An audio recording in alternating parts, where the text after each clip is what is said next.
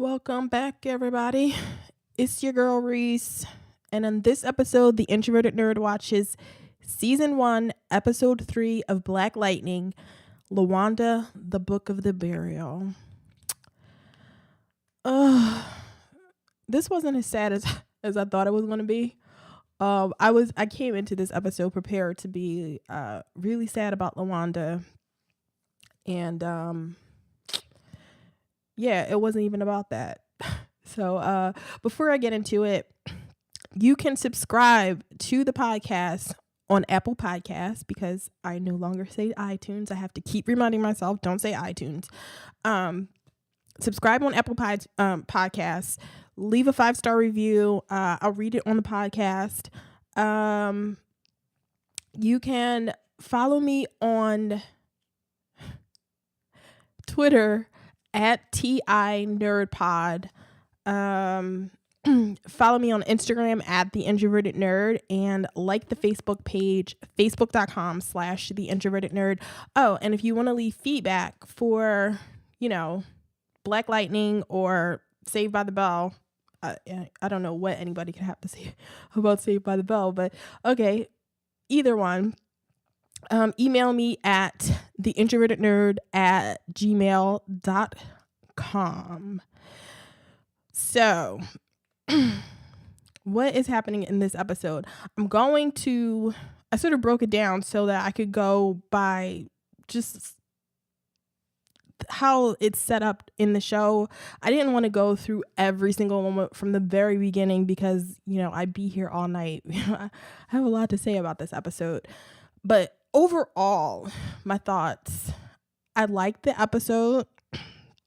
I think it's good. I think it felt more like a setup for what's to come next because, okay, in the first two episodes, we got rid of Latavius. I'm sorry, I wrote Lala, but his name is Latavius. I refuse to call that nigga Lala. We got rid of Latavius, we got rid of Will, and those were Will was like just low level bad guy, but Latavius was the person that I thought was going to be here for a while, like I said before. And so we've gotten rid of those two, and we get introduced to a new villain, Lady Eve, who is played by Jill Scott in this episode. And we have Tobias, who is, still around and who I still love a whole lot. I have some things to say about him later, though. So this felt like we sort of cut everything off at the end of last episode, and we're sort of starting kind of over again because Anissa is starting over. Lynn and Jefferson are starting over. It just feels like this was an episode where they're sort of setting up to lead us into new things or what's going to happen next. And we only have 10 episodes left. So this episode wasn't as exciting as the last two episodes were at certain points. There wasn't the big sort of Black Lightning fight scene. We got some action, but it wasn't a ton of action. So, I just want to this was just set up. So I don't know. It depends on, how you felt about it. It was still thoroughly entertaining. It wasn't like a situation where I was bored at any moment. And actually, I actually said on Twitter while I was live tweeting this, that the episode went by really fast. Now that could be sort of the way, live tweeting the show works on Twitter, that everything sort of goes by really fast. But I do think that it was a pretty good episode. And, we learn more about Anissa and her powers. I'm struggling with Jennifer and her boyfriend. I'm struggling with China McLean. Ooh. I don't I don't want to criticize her. I don't hate her, but something about her acting is not just doesn't work for me all the time. Something about the way she acts just feels a little bit off. It doesn't feel as natural as some of the other characters in the show. So, you know, whatever. So I broke this down by characters, and so I'm going to start with Jennifer and Anissa, and I'm going to start with the family. So Anissa, the episode starts at Lawanda's funeral, her sort of wake, the service for her funeral. And Jeff, Lynn, and Jennifer are at the funeral, but Anissa skipped out on it. I don't know that she knew Lawanda. Well, she was there at the teacher, the parent teacher meeting at the school in the last episode. So I don't know if she knew Lawanda, but she knew of Lawanda. But she decided to skip out on Lawanda's service so she could go to a junkyard. Now, I thought when the episode first came on, I thought that Anissa was like this was some sort of protest thing because she's wearing all black. She's breaking. I mean, I don't know that you have to break into a junkyard, but she climbed over a fence, so she is breaking into the fucking junkyard. So she's breaking into the junkyard, and Anissa looks really good in this episode. She looks really good right here. I'm so thirsty. Let me stop. But she does look good. So eventually we find out that she is trying to use her power. She's trying to figure out how to use and control her powers. And she's she's recording herself with her phone, and she's kicking like a washer or dryer. I don't know which one it was. No, it's probably a washer because of the front of it. Doesn't matter. She's trying to kick it. She actually hurts herself when she kicked it the first time, but eventually she figures out that she can control her powers by controlling her breath. Now, I watched this episode twice. I'm still not quite sure about it. I'm not quite sure about how this works, because she starts kicking so much that she gets out of breath, and then she gets frustrated, I guess, and then she like punches the front of the washer or dryer, and she and then she goes, "Oh wow, it's my breath." So I don't know.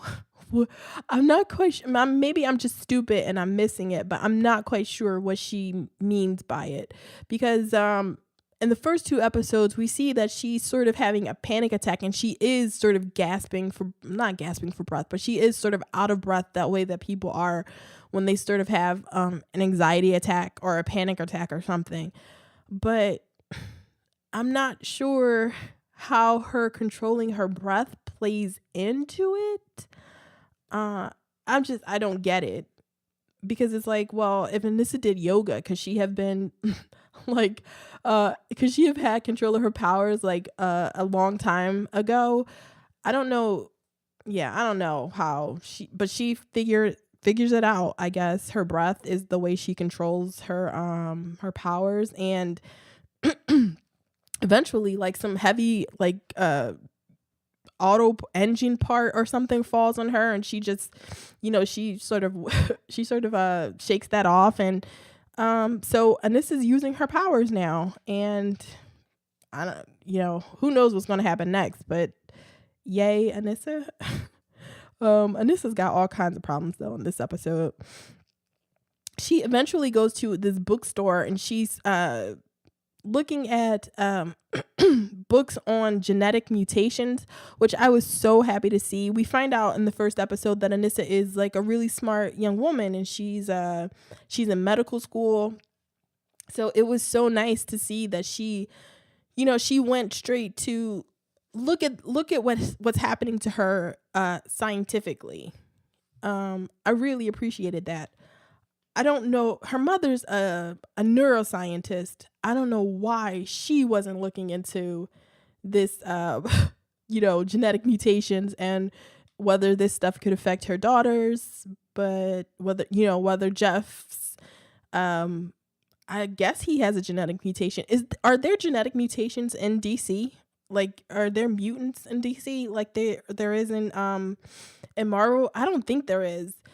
On the other DC shows, like, there are aliens. Supergirl is an alien, and Barry got exposed to, what did he get? He got exposed to the something, and he's so that's what created. That's how he got his powers. I don't understand how Jeff got his powers. Okay, so since Anissa has powers as well, Jeff had to have been born with his powers. I don't understand how they're going to explain this, how any of this works.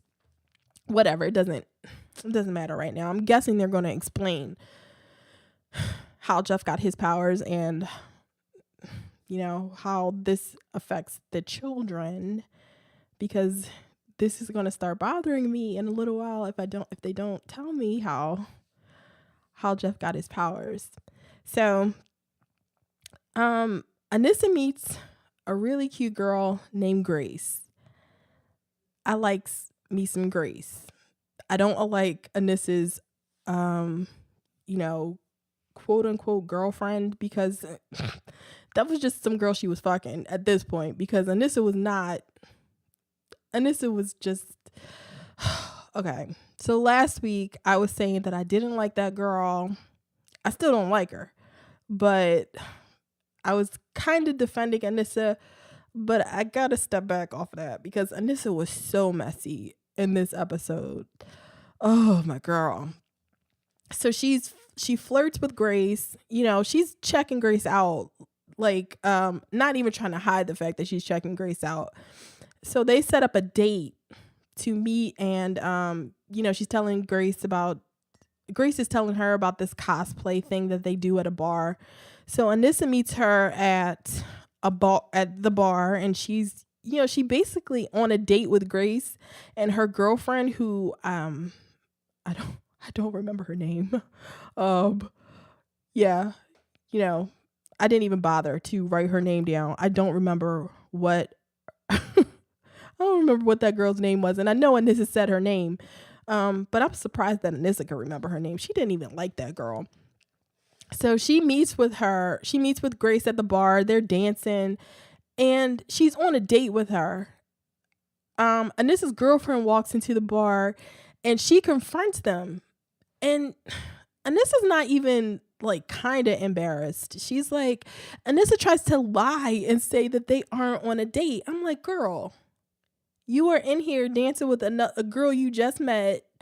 You're on a date, and you got somebody at home. Oh, she's so messy. So the girlfriend confronts them, and she calls Anissa. She says Anissa looks like an Instagram hoe. She calls Anissa Miss Black Lives Matter, fucking with an Asian girl. So old girl was not happy. And I understand. I don't like her. I like Grace more. And I only saw Grace for like 5 minutes, and I was like, ooh, I like her. So whatever. She had a right to be mad, even though I don't like her. That's the third time I said it, but I don't. So they broke up. They broke up off screen too. Grace tells Anissa to handle the business outside, and Anissa walks outside, and she comes back later and tells Grace that the girl took her key back. So Anissa was living at that girl's house. But no, she was living at Jeff's house, but I guess she just had a key to that girl's house. See, Anissa, girl, Why would you accept a key from the girl if you don't even really want to mess with her like that? Just have sex with her. They already talked about the good sex they have. Just continue having sex with her and don't get serious. I mean, I don't understand. Anissa girl. So that's basically all that happened with Anissa this episode. She, likes Grace. Grace is cute. I'm hoping they're gonna stay together. Fingers crossed, because I like Grace. Yeah, I like her. So on to Jennifer. Oh, I was just so not into. Nothing that happened with Jennifer in this episode was that believable to me. Jennifer Jennifer and Khalil have decided that they're going to have sex. That they're ready to have sex. Now, they've only been together for not that long. I'm going to guess maybe they've been dating for a week. Well, not even a week, I don't think, because we started the episode at Lawanda's funeral. So, I mean, the timing of this is not that clear. I'm going to say they've been officially like boyfriend, girlfriend for like a week or so. So the fact that they've decided they're going to have sex is like, it just seems kind of fast to me, but maybe I'm not remembering when I was 16 years old, or, yeah, I don't know. It seemed kind of off to me. But maybe since they've known each other for so long, I don't even care about this. I don't care about Jennifer and her boyfriend. I mean, they had a cute moment on her roof because that's where they hang out. What's this business about hanging out on the roof? Well, okay. See, I was about to. I'm shading them for hanging out on the roof, but I did. When I was like 12 or 13, I was at my mom's house. My room was the back room. The boy that lived next door to me, he was my second boyfriend. He his room was the back room too, and we were next door neighbors, and we lived in a row house at the time. So we used to sit in our back window. There was no like roof or anything. We were just both in the window. Ooh, and we would lean out the window and talk to each other. And so we did that, but there was no sitting on the roofs of houses. That's just, I don't know, that's weird. That's suburban people stuff. I lived in the city. We were not sitting on each other's roofs. So like I said, there's a tiny little cute moment between them where Khalil admits that he lied about being a virgin. He tried to play it off like he was more experienced than he was, and he admitted to telling the truth. And Jennifer, says that she's impressed and she likes it and all, but I so don't care.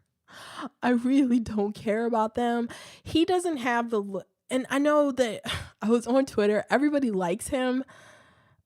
I don't like him. He doesn't have a nice face to me. Like, he's a good looking guy, but he's the guy that plays the dick in everything. And I've never seen him in anything else. So, but he has that kind of face. If you've ever seen Scandal, Tony Goldwyn has that kind of face to me. I mean, he's a good looking guy, but he has a dick face. Not a dick face, but he has an asshole kind of face. He has the face of an asshole. That sounds mean too. I'm not explaining this the right way, but you understand what I'm saying, right? He has the face of just he should be the bad guy. He shouldn't be the good guy. He just doesn't have that kind of face to me. He looks kind of like Nelly. A better looking Nelly. And I don't like Nelly. So yeah, I'm just not feeling Khalil. He just, and he's a nice guy and everybody likes him because he's a nice guy. Whatever, dude. He doesn't do anything for me. And their whole dynamic doesn't do anything for me because Jennifer, like I said, I'm not feeling China McClain's acting style. So just none of this works for me. I don't care about this this relationship. And so what happens is they're this is all craziness to me. They're setting up like hotel rooms or motel rooms. I don't know where they got the money for this. I don't, Khalil comes from a single parent home. His mom is like working hard by herself to take care of him. I don't know where Jennifer gets the money from because we haven't seen that she has a job or anything. And I doubt that Lynn and Jeff are giving her money to, buy a hotel room so she can go fuck her boyfriend. But okay, they're getting a hotel room. And we found out the Pierces are the family that has they have family dinner every week. And Jennifer just comes downstairs and informs her parents that she and Khalil are going to have sex on Saturday. That she's ready to have sex and she and Khalil are going to have sex on Saturday. And it's like, where do they do that at? I mean, I understand that I feel like when parents on TV are the only parents that say, "Hey, you can tell me anything. Tell me when you if you had a drink, I'll come pick you up. Tell me when you're ready to have sex. We'll go get birth control." I feel like TV parents say that. Real life parents do not actually mean that when they say that. Now, my mom never said that to me. This just blew my mind because I was not out here trying to tell my mom, my grandma, my grandparents, anybody about whether I was drinking, whether I wanted to have sex. I was just not trying to tell anybody about any of that. And Jennifer is really open, and I guess I should be like kind of applauding the show for making a black family like this, because usually on black TV shows, it's always about how, the parent would be mad if that happened. And, black parents just don't put up with that shit. But I don't know, maybe and she actually went as far as to, they like talked about, Lynn and Jeff try to, talk to her about maybe she's too young to have sex. And she starts asking them questions about their sex lives when they first got together. But she informed them, she's like, okay, on Saturday, I've made my decision. On Saturday, we're going to do this. We've already got a room. and I'll be back by, what she say? I'll be back by curfew. And it's like, is this real? Has this ever happened to anybody? Like, has anybody's parents ever been like this chill? I mean, Jeff and Lynn, to be fair, they were kind of freaked out about it, and they tried to play it cool, but they were not cool. But it was just, I don't know. It didn't sit right with me. But I don't have any kids. I'm not planning on having any kids either. So, tell me to shut the fuck up and that I'm wrong if if something like this has happened to you. We see later that Jeff confronts Khalil in school. And this is another reason why you don't tell your parents that you're about to inform your parents that you're about to have sex before you do it. Ugh. Jeff confronts Khalil at school and he's trying to scare him into not having sex with Jennifer. So he asks him all these questions about how he washes up at school in the school showers after his track practice, or I don't know. I was never if you see me, you know that I'm not an athletic type, so I don't know. Do you practice track or do you just go to track? I don't know.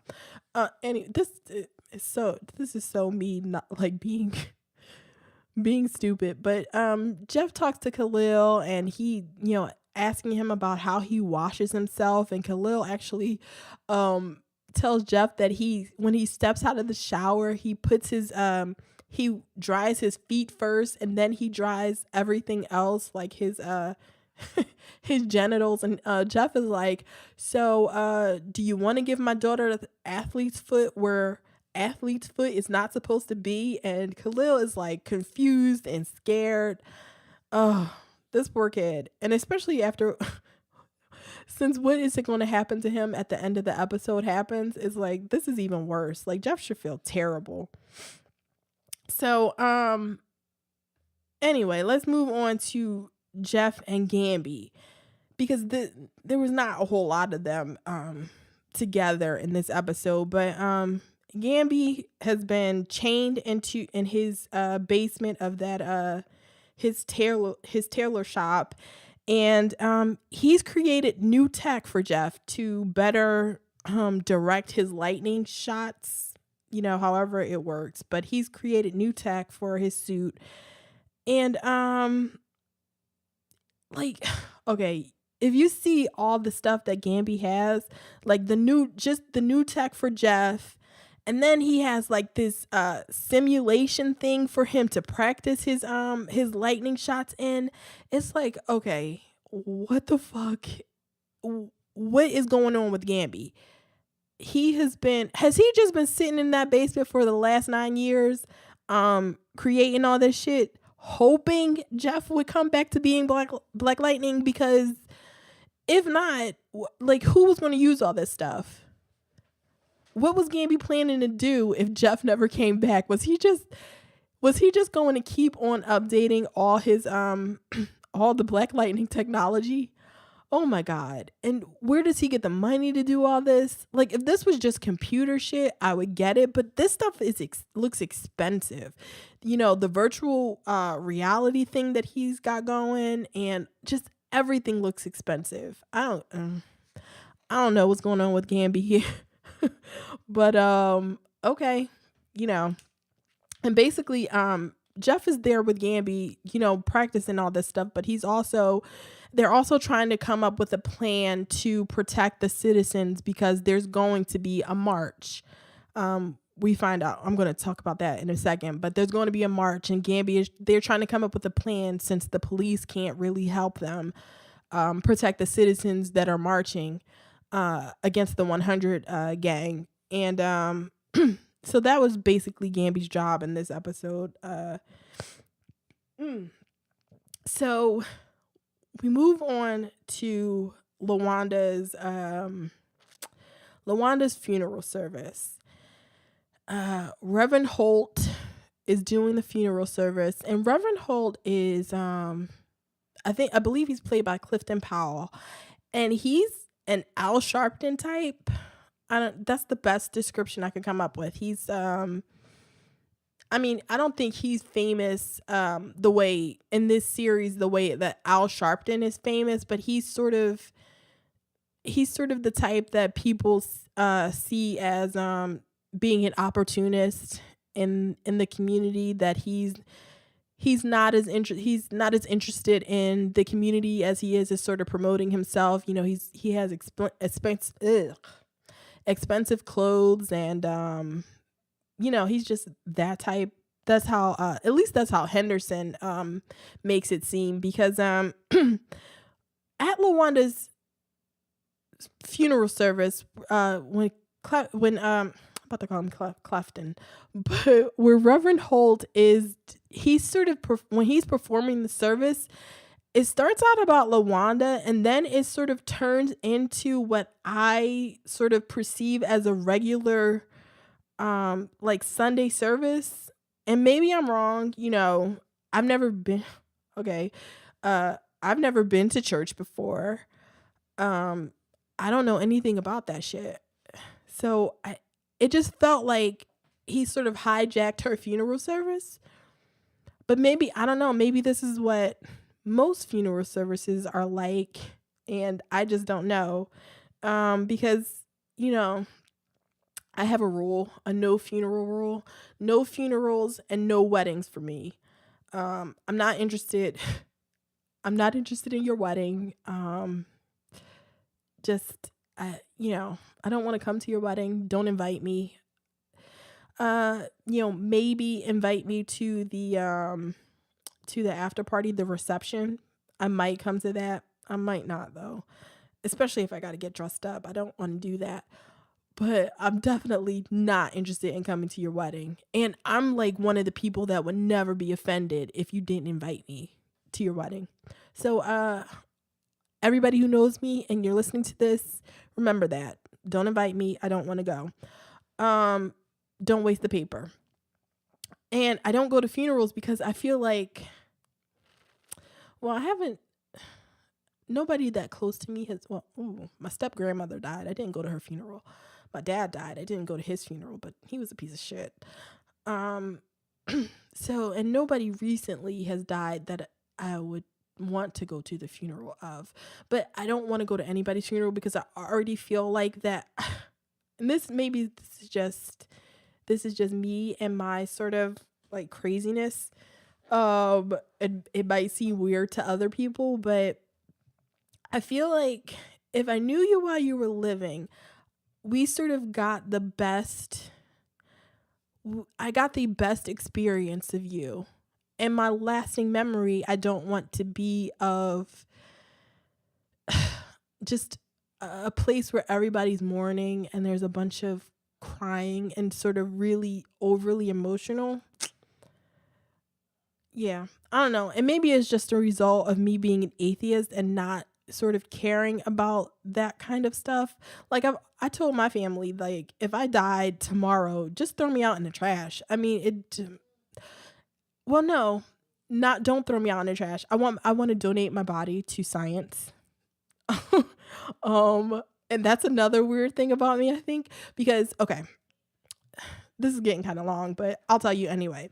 When I was 15, like 14 or 15, I think, I got herpes of the eye. And, take your minds out of the gutter, people. It's not sexual herpes. It's I thought I had the pink eye. And my mom took me to the doctor. They thought I had the pink eye. They were treating me for the pink eye. Turns out I had like herpes something. And it was so bad that when I went to the eye doctor, Will's Eye in Philadelphia, big clap for them. That was really nice there. When I went to Will's Eye, the doctor there said that he never seen anything like it before, and he got my mom's permission to take my eyes to, not take my, I still have both of my eyes, and I can see really well, but to take pictures of my eyes for students in the future. So, people that are in medical school right now for that are trying to become eye doctors are actually learning from my eyes. So that's what I want to do with the rest of my body. That was a long-winded way of saying that I want to donate my body to science. So maybe that's why I don't care about funerals. I already told everybody, I love you. I'm not interested in going to your funeral. So there's not going to be any long drawn out kind of thing with anybody that I know. So I let them know all that. But anyway, back to your regularly scheduled programming. Jefferson and Henderson talk to Reverend Holt after this service because Reverend Holt, like I said, he hijacked Lawanda's funeral service, and he said that he wanted 100 people to volunteer to walk with him and to march with him against the 100 gang. So he set that up at her service, and afterwards, Jefferson and Henderson are trying to talk him out of marching because it's dangerous. It's dangerous to march against the 100 gang, and the Reverend is like, nah, fuck all that noise. I'm not even trying to hear from from Henderson. Henderson has been getting shit on through these first 3 episodes like nothing I've ever seen before. Lawanda told him to called him an Uncle Tom, told him to get the fuck out of her face, leave her alone. Reverend Henderson asked him if he was sent there by the crooked cops to keep an eye on the slaves. I was like, whoa. It got really heated real quick with Henderson and Reverend Holt. It was like because Henderson was, it's like basically an open secret that the cops are on the payroll of the 100 gang, or I don't know that anybody knows about Tobias, but they know that the cops are crooked. They know that the cops are up to no good. And Henderson, Holt basically tells Henderson, like, we know we can't trust you. So we have to do what we have to do for ourselves. And Henderson and Holt actually look like Henderson looked like he was about to put hands on Reverend Holt, because when Reverend Holt made that statement about the him watching the slaves, Henderson was like, so I see you got a $25,000 watch on and you got silk handkerchiefs. Like, what are you talking about? I'm not getting paid by the 100 gang. I'm not getting paid off by anybody. But look, where you get all your money from, Reverend Holt? And Reverend Holt ain't had nothing to say about that. And Henderson, Jeff broke it up, and Henderson basically left, and Reverend Holt has to school Jeff on what's actually going on here, because he lets Jeff know that he's not just doing the march for himself. He's not doing it to promote himself. He actually wants to take the community back. He's tired of it. He's tired of the community living in fear. And he says he's willing to die to, protect the community. And he tells Jeff that, they didn't call him Black Jesus because they thought that he was right about everything, and that he was, that he could just save them by himself. They called him Black Jesus because he was a part of the community. And somewhere along the way, Jeff sort of lost track of the rest of the community. And Reverend Holt tells him that he questions Jeff's dedication to the wider community. He told Jeff that it seems like he only cares about what's happening at his school, with the students that are there, and what's happening with his actual family, and the rest of the community sort of feels forgotten by him. So Jeff got some things to think about, because I've been saying that for the last 2 weeks, that Jeff just seems not as connected as he should be for somebody that says that he wants to protect the community.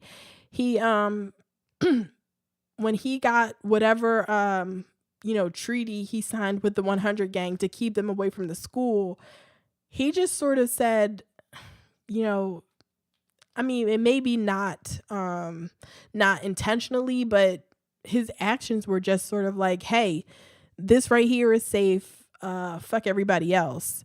So Jeff and Henderson sort of end it right there. And Henderson and Jeff actually talk about Lawanda. And they talk about, Henderson says that Lawanda, Black Lightning gave Lawanda the inspiration. Black Lightning made her believe that she could save her daughter. And she persisted even though she knew she could die. And so Reverend Henderson says, basically in her honor, I guess, that he believes that Black Lightning and God can save the community. Jeff is sort of questioning that. Jeff is not as sure about it as he's just not buying into it. I wouldn't buy into it either. I'm not going to get into the atheist thing, but you know, I don't know. Can Black Lightning save this community? Who knows? Because I don't know. How long did it take for everything to sort of fall apart after Black Lightning disappeared? Apparently Black Lightning had things sort of under control when he was first around, but I don't know. Tobias is still alive, and I don't know. I don't know what the situation was back then, but apparently it's worse now. So I don't know. Who the hell knows? So Tobias and our new villain, Lady Eve. Lady Eve is Jill Scott, like I said before, and I think she was really good. She wasn't in the episode that long. It was only for I don't know, a few minutes maybe, and her only scene was with Tobias. But I liked her. She has this sort of sweetness with a hint of like menace behind her that I'm interested in seeing more of. I'm not sure about the dynamic between she and Tobias. I'm not sure if they're like equals or whether Lady Eve is sort of whether Lady Eve is really the big boss above everybody. Because Tobias went to her when she runs a funeral home. I guess she runs it. She was in a few. He went to visit her at the funeral home. So I'm guessing she owns the funeral home and runs the funeral home, whatever. And so I'm not sure about the dynamic between them, but she was telling Tobias that he has to take care of Black Lightning and all that. So I'm guessing that she's the larger figure. I don't know, but I liked her. And I liked her first line to him. Her first line is she's smiling and she says her grandma always said that if you don't write a thank you note, it's as if the good thing never happened. And she's smiling at Tobias, and it's like it's this really like nice moment. But then the smile disappears right away when Tobias gives her a bag of money and apologizes for Lala's stupidity. And she's like basically like, what the fuck am I supposed to do with a bag of money? Am I supposed to throw that at Black Lightning? And Tobias is still on this thing where he says, Black Lightning is dead. And I was like, okay, Tobias. In the first 2 episodes, I was like, okay, I get it. You think Black Lightning is dead, but now it just seems stupid. It's like, really, Tobias? How many niggas that are running around with lightning powers, are running around Freeland with lightning powers? Like, come on, dude. Like, get your shit together. Stop saying Black Lightning is dead. You didn't kill him. You were wrong. He survived. And you got some shit to do. You got to work this out because Lady Eve is telling him that okay, apparently Freeland, another pastor in Freeland snitched on Reverend Holt and told Lady Eve about the march that's supposed to be coming up. And I'm like, oh shit, you got pastors. You got pastors snitching on each other to the bosses and to the crime bosses. Like, what the fuck is going on in Freeland? Like, what kind of how big is this town, this city that I don't know, that they have control of it, but I don't know what's going on. But yeah, they took me clean out when she was like, a pastor told me that, there's supposed to be a march against the 100 gang. I'm like, what the fuck? A pastor? Not just a regular citizen? You got pastors on the payroll? But okay. I guess.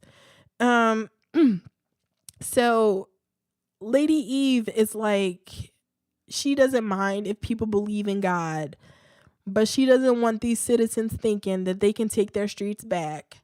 And it's Tobias's job to let them know that Black Lightning can't protect them. She doesn't want martyrs. She doesn't want anybody to be a martyr for, for the town to rally behind, but she wants to put the fear back into the citizens that, they can't be helped by Black Lightning. And it's up to Tobias to do something, his henchwoman to do something about it. And I like Tobias's henchwoman. She never speaks. She's just the white girl that wears nice clothes and walks beside him. And Lady Eve says she has death in her eyes, and I like that line. And so Tobias leaves with, his job is to, stop the march, or to scare the marchers into not marching anymore, not being against the 100 gang, to just, shut up and pay their protection money and keep it moving. So Tobias found his Latavius replacement, and this guy is such a poor replacement for Latavius. Oh, poor Latavius. He you cannot replace his velour suits with just this guy, this generic villain guy who was crying before Tobias even spoke to him. The dude looked like he was about to cry. So I was like, this nigga is no good. Tobias is in all kinds of trouble with Lady Eve, because why would you pick this guy?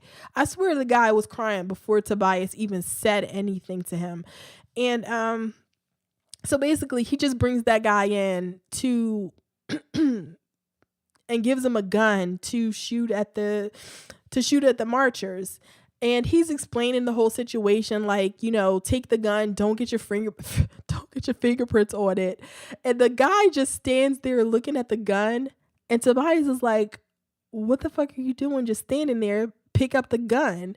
And he's like, well, you told me not to get my fingerprints on it.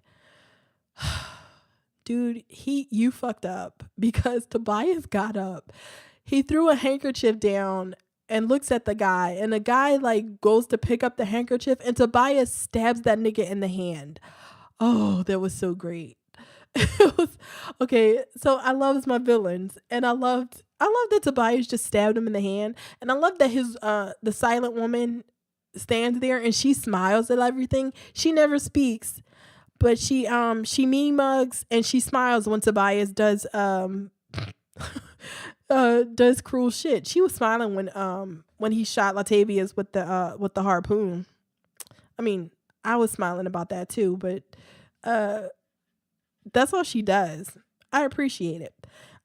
So Tobias stabs him in the hand, and he tells him, get your shit off, get your hand off my desk. I don't want you bleeding all over my desk. And the dude picks his hand up off the desk.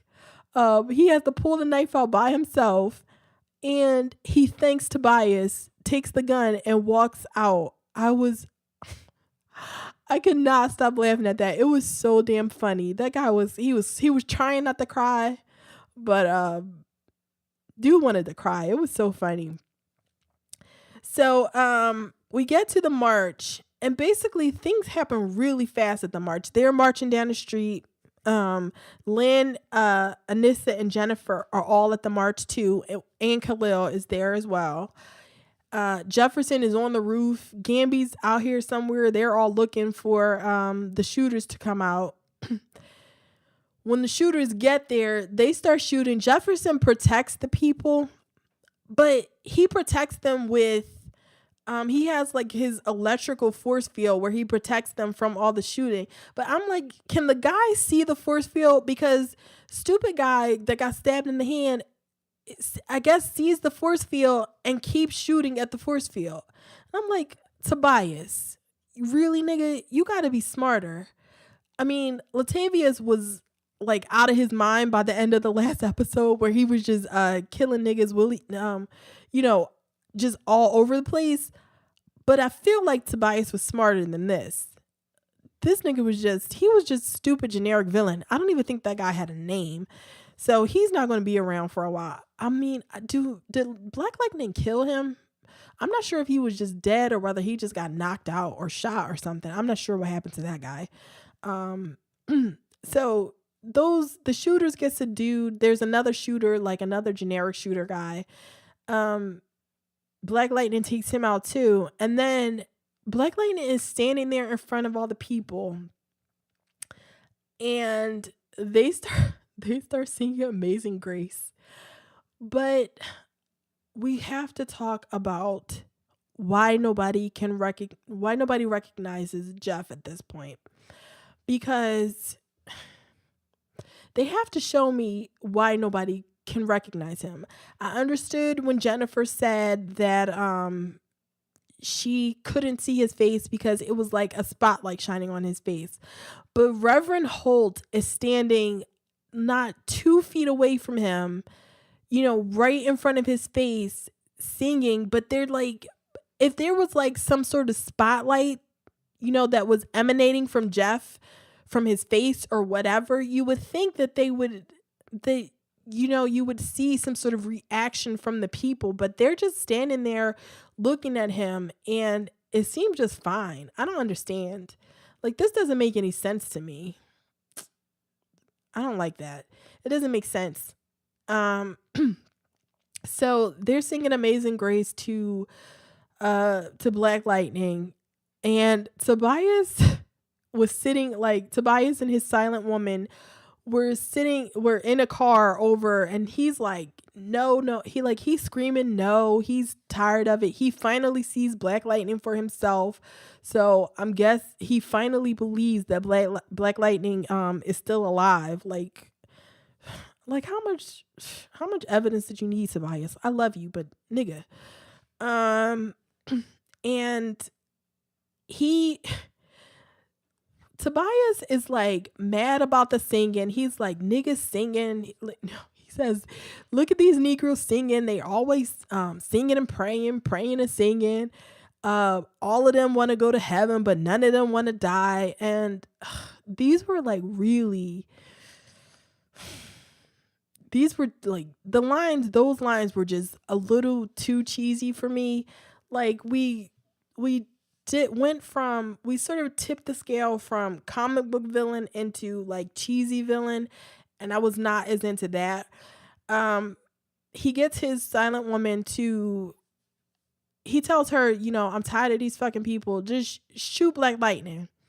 She misses. She shoots the Reverend, and somehow Khalil gets shot as well. I don't know how he got shot. Maybe it was when Jeff tried to block one of the shots or something. I'm not sure how he got shot. The Reverend got shot in the chest. Khalil got shot somewhere in his like back or spine or something like that. And Tobias and his woman, speed off. So they go to the hospital. And we find out that the Reverend is going to be fine. But Khalil might be paralyzed. When I first watched the episode, I thought that she said that Jennifer says that he'll never walk again. But when I watched it again, she actually says he might never walk again. So, I'm not sure what his situation is going to be after this, but I guess poor Khalil. If I liked that dude, I would be more sympathetic, but not really. Lynn tells Jeff that she's sorry, and about earlier in the episode, she actually tells Jeff that maybe she wants Jennifer to move in with her. And that, maybe it's time for Jennifer to move in with her. So she'll become the primary custodial parent. And Jeff says no to that. And at the hospital, Lynn apologizes to him and says that she was scared, but finally the shooting at the march gave her some perspective and, made her realize that anywhere can be dangerous, and it's not just about where he is. It's about, you know, she can't protect her daughters from everything, just like he can't. And actually, the episode ends with Gamby. Gamby is in his lair. He has video. He has camera footage of Tobias at the march, and he erases it. What the fuck, Gamby? Why would Gamby do that? Why would he erase the footage that Tobias is alive, that Tobias was there, that Tobias knows that Black Lightning is still alive? I'm not sure if Jeff knows. Well, I don't know. Does Jeff think that Tobias is dead too? I think Jeff thinks that Tobias is dead. I'm not sure. I don't remember. I have to rewatch the first 2 episodes to see whether Jeff thinks that Tobias is dead too. But anyway, why would Gamby hide the footage? Because I believe when he erased it, he says, "I'm so sorry, Jefferson," and he erases the footage. So what the fuck? Does Gamby think that if Jeff takes out Tobias, that it'll all be over, that he'll quit being Black Lightning again? Like, what the fuck is going on with Gamby? I don't even know, but I got so many questions about that guy now. Oh, Gamby. We can't trust Gamby now? I like Gamby too. So, that was the end of the episode. So, just a couple little things that I have left. They have a lot of news footage on this show, and I'm not like I don't like the civilians that they interviewed in this episode. Like the citizens that they interviewed. There was this one guy that was on there he's supposed to be the guy that comes on the news and exaggerates, but he was just so fake that I couldn't overlook it. And they focus on that for a minute. Like he gets a little bit of screen time, like by himself, like as the person on the news. And yeah, he was not good. They have to be careful about this news footage because it can start looking a little phony and corny. So I think they have to be a little careful with that. I have so many questions about what the fuck's going to happen with Gamby next, what Tobias is going to do, because they didn't want martyrs, but so I don't know how the situation will the community rally around Khalil and the Reverend, because the Reverend's okay, but Khalil is this, he's this 16-year-old boy whose brother was was his brother murdered? I believe his brother was murdered. His father's in jail. He has a single mother. Like, will the community rally behind him, to stand up against the 100 gang? There's just a lot going on. And with Anissa, like, what's Anissa going to do with her powers? I have so many questions. Yeah, I talked a lot about this episode, and I thought that I didn't think I would. So, we're going to end it here. Like I said before, subscribe to the podcast. Leave me a 5-star review. I'll read it on the show. Follow me on Twitter at TINerdPod, and follow me personally on Twitter at TheMsIntrovert, because that's where I live tweet. And I live tweet The Flash, and I live tweet Black Lightning. It's lit, so you have to join us there. I live tweet The Walking Dead too. That'll be back in a few weeks. I'm not podcasting about that, but I like to live tweet it because that's just a shit show, and that's always fun. When Game of Thrones comes back in 2019, I'll live tweet that too. Oh, I'm so mad that. Okay, so I'm not mad that Game of Thrones won't. I'm mad that it won't be back until 2019, but I'm excited about it. But 2019, nigga. Like the Facebook page at facebook.com/theintrovertednerd. Follow me on Instagram at theintrovertednerd, and you can email me. I mean, tell me what you think about Gambi. Oh, Gambi's bullshit. And what you thought about Lady Eve and what's going to happen next. Email me at theintrovertednerd@gmail.com. And I will talk to you next Friday, everybody. Later.